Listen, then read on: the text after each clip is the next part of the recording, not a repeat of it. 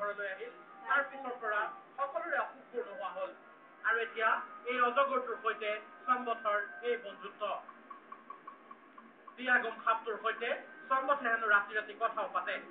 সম্বথে নিজ মুখে ব্যক্ত কৰিছে সেই কথা অৱশ্যে ৰাতিহে দিনত হেনো লাজ লাগে তাৰ আৰু অজগৰডালত চাওক সম্বথৰ ঘৰৰ ইমূৰৰ পৰা সিমূৰলৈ অবাধ বিচৰণ আনকি পাকঘৰত চাওক